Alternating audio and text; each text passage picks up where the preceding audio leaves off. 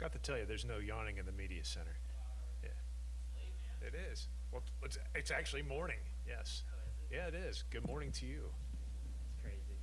If I can have your attention here in the media center this Saturday morning, we are joined by the winner of today's Focused Health 250 here at EchoPark Speedway, and that's Nick Sanchez, driver of the number 48 Big Machine Spike Cooler Chevrolet. Nick, walk us through this exciting few laps. Yeah, it's obviously pretty intense.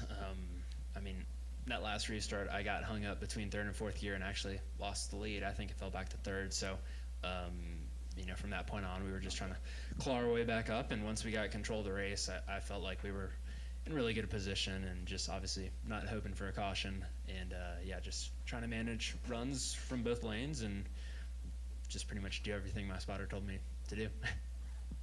Okay, we're going to open the floor for questions. We're going to start with Jacob, and then we'll go back to Chris.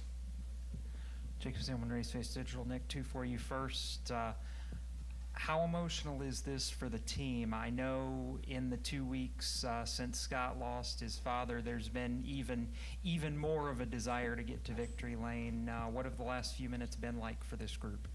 Yeah, honestly, obviously a huge deal for Scott, right? He put so much into this team, and he's the reason we're here. And, to get this for his father that he lost a couple weeks ago is huge.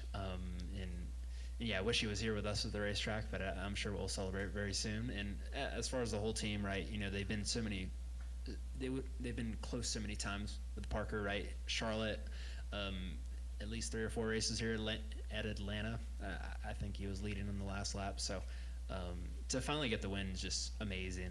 And honestly, I'm still a little speechless. I was going to say, what does this do for you? I mean, we've watched you win at every level you've been at. It took you a while in trucks, it felt like, to adapt, but it's been such a quick transition here. What has fit for you in the Xfinity car compared to maybe some of the other levels where you've had to really fight for it? Yeah, I mean, the trucks, I always had speed, and I felt like I showed that in 23, even without winning a race. But these cars, you could, as a driver, take control of a little bit easier. So a lot of the mile and a halfs, right? When you qualify, you're not wide open. When you come in, you don't complain about aero or, hey, the 11 truck was way faster than me. These cars are on edge and you drive them. So, I feel like I'm not too bad at that. Still getting a little bit better, but it just fits my style. Okay, go to the back to Chris, then we'll come up front to Bob. Hey Nick, Chris Gollin with MotorStardom.com. First of all, good morning and congratulations on your first Xfinity Series win. For a while there in the last few laps, Connor Zilish and Carson Quapple, 2 teammates, were relatively close together. And then Sam Mayer told me he was trying to back up to Taylor Gray to maybe form some kind of run. Were you surprised that no small group of the other top 5 cars were able to organize to form a run on you, like the age-old classic last lap pass on these drafting tracks? No, I'm not really surprised. It is hard to pass here. Obviously I have a super strong car. The ECR, RCR cars are always, in my opinion, the class of the field here, and we have an alliance with them. So if they're the best, we're the second best. I feel like, I just tried to manage my gap, right? So I tried to prevent a run from being formed, and probably could have done a little bit better of a job at that, but it still worked out. And honestly, I mean, our car was lights out, easy wide open there at the end. So it was going to take a lot, I felt like, to pass our car. And then secondly, Taylor Gray told me after the race on pit road that the balance of Chevrolets versus Fords and Toyotas felt like, quote, racing in a Chevrolet dealership. How does the numbers of Chevrolet, how much do you feel like that contributes to the ability of Chevy to get these wins done? Yes and no, right? Like JRM and RCR, I feel like we're not enemies, right? But I'm going to work with a 2 and a 21. I don't want to push a JRM car. I almost look at them a little bit like a Toyota or a Ford, honestly. I think we just have super strong cars, right? Big Machine Racing does a great job going to the racetrack, and I feel like when we come here, Parker's been really close to winning here in this car, so it's not me, right? I just got it done tonight, and just happy to drive fast cars here. We're going to go to Bob, Steve, and then Wolfgang. Bob Parker, Fox Sports. You beyond Rockingham, you hadn't led a lot of laps. I'm curious, just like, were you wondering, man, am I going to get a win this year? Yes and no, right? Like, yeah, we really haven't led a lot of laps since Rockingham, but I look at Texas, Charlotte, and even Pocono. You know, we run second, third, which honestly, I mean, I feel like isn't horrible, but I just really didn't have the finishes. But obviously, I want to get back to leading laps consistently and being the car to beat. But it's not easy with the JRM cars. You know, I feel like they're still a step above us at a lot of the regular tracks, and I feel confident we could go run top 5, but we still have a little bit of work to do to get to their level. And just how dicey was it there tonight? You know, you had the deal there right after the lightning delay and everything. Yeah, I mean, it feels like the longest race I've ever run, honestly. I mean, I'm a little sleepy right now, and yeah, it just sucks when you have these stop and go races that have no flow. You know, everyone was telling me, hey, we're going to race at 10:30 tomorrow morning. And then you have that in the back of your mind.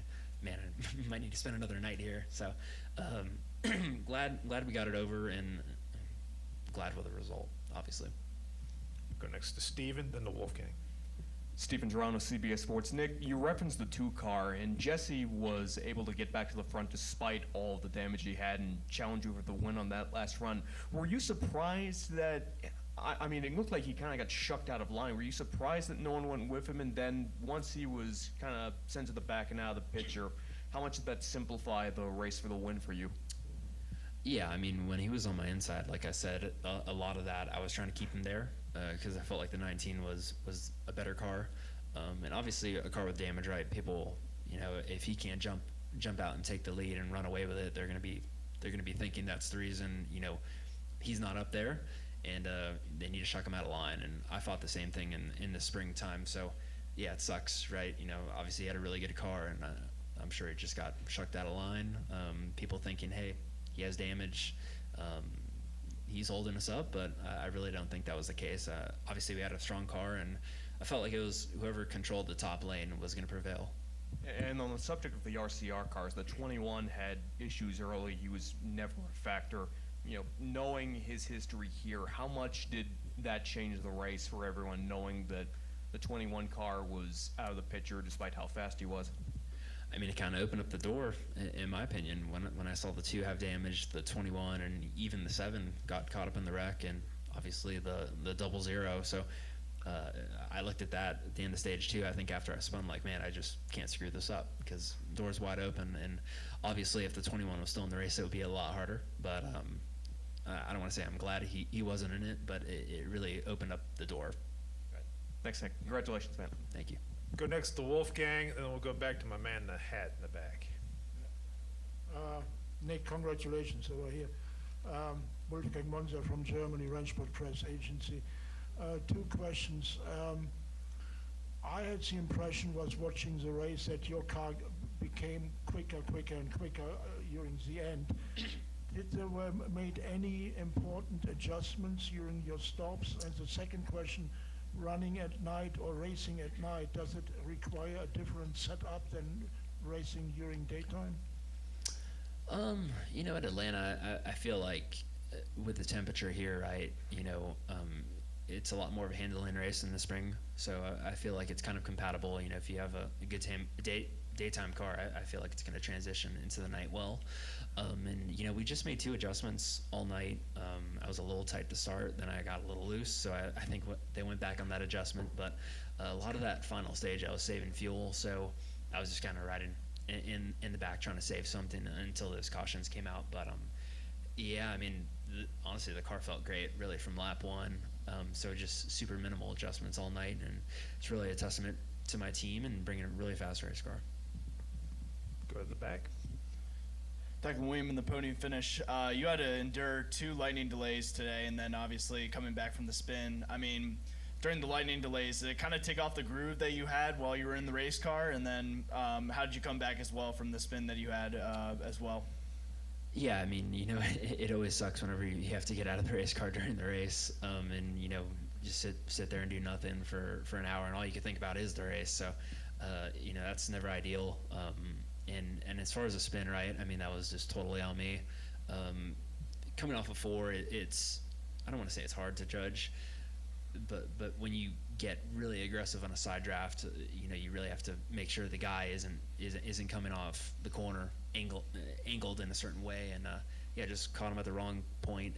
Luckily, right, nothing happened to the car. I got out of there scotch-free, didn't even go a lap down. So, it's not ideal, but like I said, it kind of reminds me of my 2023 truck race here where I finished second, where I spun in the same location. So, just put that in the memory bank and you live and you learn.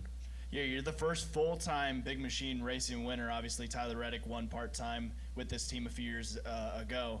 What kind of emphasis does that put on you, knowing that you're now a winner at the full-time level in the Xfinity competition, but also for big machine racing, that's still growing? It's nice, right? And it's great for the team. It's been a while since they've won, and it's not like they haven't been in position, right?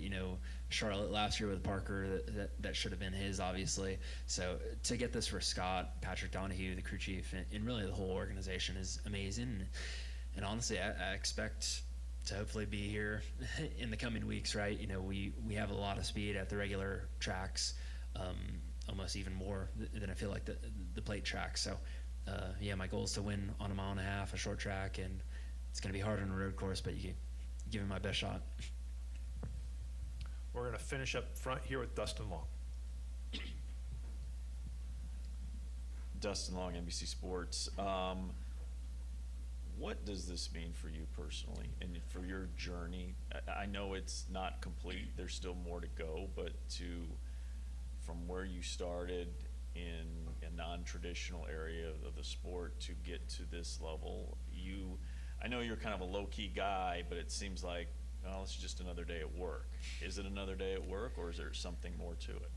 I mean, look, when I show up to a racetrack, my goal is to win, and this is what I expect to do, and it's not easy. It's not easy at all, and I learned that in my rookie year in truck. So for me, right, just try to, I don't want to say treat it like another day, but this is my expectation as a race car driver, and just keep on doing this. And in this sport, winning is everything. Nobody cares about second, third. Nobody cares that I ran great at Pocono or Texas, and they look at the results and that's all they see. So that's frustrating. Obviously, I feel like I'm a lot better than what I've shown this year. I'm a lot better than a lot of my results. So I'm not going to shy away from the fact that winning is the only way you're going to advance in the sport. So what was it like to do the burnout then? It was nice. It's obviously what you dream of. It's stuff you dream of, and doing this at the Xfinity level is definitely a lot harder than the truck level. So to get the first one off, it really opens up the door. Well, Nick, congratulations, and good luck going forward.